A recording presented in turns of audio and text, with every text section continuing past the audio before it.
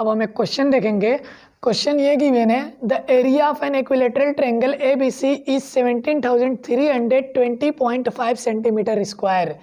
With each vertex of the triangle as center, a circle is drawn with radius equal to half of the length of the side of the triangle as seen. Find the area of the shaded region. Use pi is equal to 3.14 and root 3 is equal to 1.73205. यानी root 3 की जगह में ये use करना है और पाई की value 3.14 use करना है। तो सबसे पहले ऐसे क्वेश्चन को हमें एक बार, दो बार, तीन बार पढ़ना चाहिए। क्वेश्चन को रीड करके हमें समझना चाहिए क्या क्वेश्चन कह रहा है। इस क्वेश्चन में फिगर भी गिवन रहेगा, तो सबसे पहले हम कॉपी पे फिगर बना लेंगे और फिगर देख के क्वेश्चन को हम समझेंगे तो अच्छी तरह हमें समझ में आएगा। तो सबसे पहले क्वेश्चन ये कह रहा है कि कोई ट्रायंगल है एबीसी, इक्विलेटरल ट्रायंगल है। जैसे यहाँ एबीसी इक्विलेटरल ट्रायंगल है जिसका एरिया गिवन है 17,320.5 सेंटीमीटर स्क्वायर। ये एरिया ऑफ ट्रायंगल गिवन है। तो अब एबीसी हमारा इक्विलेटरल ट्रायंगल है। इसके बाद कह रहा है क्वेश्चन कि अब ट्रायंगल है तो इसके 3 वर्टेक्स होंगे। जैसे एक वर्टेक्स ए हो गया, एक वर्टेक्स बी हो गया, एक वर्टेक्स सी हो गया। अब इसके तीनों वर्टेक्सों को सेंटर मान के, जैसे यहाँ पे ए को एक सेंटर मान लिया गया, बी को सेंटर, सी को सेंटर मान करके हम 3 सर्कल ड्रा किए हैं।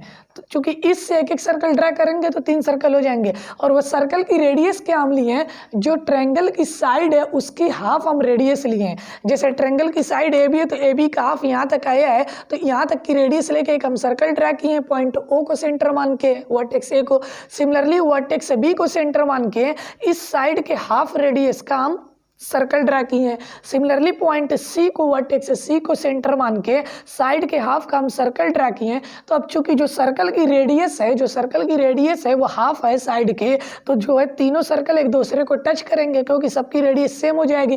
क्योंकि इक्विलेटरल ट्रायंगल है तो ये जब हाफ रेडियस लेंगे तो ये और ये सेम होगा। सिमिलरली ये और ये भी सेम होगा, ये भी और ये भी सेम होगा।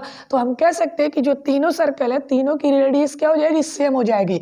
तो इसके बाद हम देख रहे हैं जो शेडेड रीजन है, जो बीच वाला रीजन यहाँ पे खाली पड़ जाएगा, जो सर्कल को टच के बीच का है, ये शेडेड इसको किया गया। इसी रीजन का हमें एरिया फाइंड करना है। और एरिया ऑफ ट्रायंगल हमारा गिवन है, कितना given, area of 17,320.5 centimetre given है। तो अब यहाँ पे हम क्या देख रहे हैं कि जो एबीसी ट्रायंगल है और जो हमारा 3 सर्कल है, एक ये सर्कल, एक ये है। तो यहाँ पे अगर हम इस सर्कल की बात करें जो वर्ड सेंटर ओ से है, तो यहाँ पे हम देख रहे हैं ये एक हमारा सेक्टर बन गया।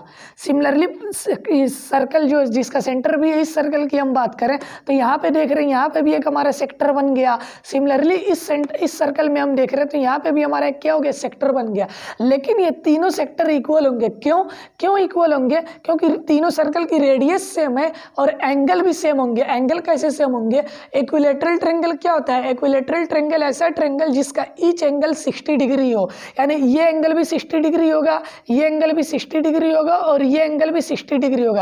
जब एंगल भी सेम है तीनों सेक्टर के और तीनों सेक्टर की रेडियस भी सेम है तो तीनों सेक्टर का एरिया इक्वल होगा तीनों सेक्टर का। तो अब हम इस कैसे शेडेड रीजन का एरिया हम फाइंड करेंगे। सबसे पहले हम एरिया ऑफ सेक्टर निकाल लेंगे, इस सेक्टर का एरिया या इस सेक्टर या इस सेक्टर का, किसी एक सेक्टर का एरिया हम निकाल करके उसको 3 से मल्टीप्लाई कर देंगे। मीन्स 3 सेक्टर है तो ये वाला एरिया हमारा आ जाएगा, इस सेक्टर का भी, इस सेक्टर का भी, इस सेक्टर का, तीनों का एरिया आ जाएगा। उसके बाद एरिया ऑफ ट्रायंगल में से, एबीसी ट्रायंगल में से अगर हम एरिया ऑफ ये सेक्टर में से तीनों सेक्टर का एरिया माइनस कर देंगे तो एरिया ऑफ शेडेड रीजन आ जाएगा। तो अब सबसे पहले हम नोट कर लेंगे जो गिवन है, क्या गिवन है, area of triangle ABC is equal to 17,320.5 centimetre square. ये एरिया ऑफ ट्रायंगल हमारा गिवन है। अब एरिया ऑफ ट्रायंगल, यहाँ पे जो ट्रायंगल है इक्विलेटरल ट्रायंगल है, तो एरिया ऑफ इक्विलेटरल ट्रायंगल क्या होता है, √3/4 मल्टीप्लाई बाई साइड स्क्वायर। ये एरिया ऑफ इक्विलेटरल ट्रायंगल का फार्मूला होता है। तो एरिया ऑफ ट्रायंगल की जगह इसे हम नोट कर सकते हैं, is equal to 17,320.5 is equal to, अब यहाँ पे हम देख रहे हैं 4 यहाँ पे क्या है, डिवाइड में उधर जाएगा मल्टीप्लाई, यहाँ पे साइड स्क्वायर √3। सबसे पहले हम √3 की वैल्यू पुट कर देंगे। √3 है, यहाँ √3 की वैल्यू क्या है, 1.73205। 1.73205 डिवाइडेड बाई 4 है, divided by 4 multiply by side square is equal to 17,320.5। ये वाला हम पोर्शन नोट कर लिए। उसके बाद हम देख रहे हैं यहाँ साइड स्क्वायर है, यहाँ पे साइड स्क्वायर हम नोट कर लिए। यहाँ 4 क्या है, डिवाइड में उधर जाएगा मल्टीप्लाई मल्टीप्लाई हो गया, सो कितना हो जाएगा 17,320.5 मल्टीप्लाई बाई 4, क्योंकि 4 उधर जाएगा मल्टीप्लाई हो जाएगा। और ये वाला पार्ट 1.73205 जो है मल्टीप्लाई में उधर जाएगा डिवाइड हो जाएगा, सो ये इधर आए डिवाइड हो गया। इतना पोर्शन साइड स्क्वायर हमें मिलेगा। इसके बाद हम क्या करेंगे, पॉइंट को खत्म करने के लिए नीचे हम देख रहे पॉइंट कितने प्लेस पे है, 1 2 1 2 3 4 5 प्लेस पे हमारा डेसिमल है, पॉइंट है, तो हम 5 0 लगा के ऊपर नीचे डिवाइड मल्टीप्लाई कर देंगे। यानी 5 0 लगा के हम क्या किए, यहाँ पे डिवाइड मल्टीप्लाई कर दिए। तो अब यहाँ पे देख रहे हैं ये 5 0 से ये 5 प्लेस पे जो पॉइंट है खत्म हो जाएगा। नीचे क्या आएगा 17 कितना हो जाएगा 1,73,205 नीचे आएगा। ऊपर क्या होगा 1 जो यहाँ पे एक डेसिमल पे जो है प्लेस है, जो डेसिमल का प्लेस हम लगाए हैं वो एक प्लेस पे है। तो अब 1 0 से ये डेसिमल खत्म हो जाएगा, तो यहाँ पे 4 0 आएगा। तो अब यहाँ पे हम 4 0 एक्स्ट्रा हम यहाँ पे लगा लेंगे। 1,73,205 के बाद हम 4 0 लगा देंगे, मल्टीप्लाई बाई 4 है। अब उसके बाद यहाँ पे हम देख रहे हैं ये जो हमारा 1,73,205 है ये इससे कट जा रहा है 1 बार में, तो यहाँ पे बचेगा क्या 1 और 4 0 है, 4 0 बच गया, मल्टीप्लाई बाई 4 है। इज इक्वल टू यहाँ पे क्या हो जाएगा हमारा 40,000 आ जाएगा, 4 से मल्टीप्लाई करेंगे तो इस side square is equal to आया है। अब हमें साइड इज इक्वल टू जब हम इसे निकालेंगे तो स्क्वायर हटाएंगे तो इधर जाके अंडर रूट हो जाएगा, तो अंडर रूट में 40,000, जब 40,000 का अंडर रूट हम निकालेंगे तो हमारा 200 आएगा, 200 सेंटीमीटर ये हमारी साइड आ गई। उसके बाद हम क्या करेंगे, ये साइड आ गई तो रेडियस क्या है सर, इस सर्कल की रेडियस इक्वल होगी, और वो रेडियस कितनी है, जो हमारी लेंथ है, जो लेंथ ऑफ साइड है उसकी हाफ है, क्योंकि क्वेश्चन में कह रहा है यहाँ पे with radius equal to half of the length of the side of the triangle, यानी जो ट्रायंगल की साइड है उसके लेंथ की हाफ हमारी रेडियस है। So we can write radius is equal to side upon 2, half का मतलब डिवाइडेड बाई 2, और साइड हम निकाल चुके हैं 200 upon 2 that is 100 centimetre, radius आ गई 100 सेंटीमीटर। उसके बाद हम निकालेंगे area of each sector, area of each sector is equal to, area of sector का फार्मूला क्या होता है, theta upon 360 multiply by pi r square.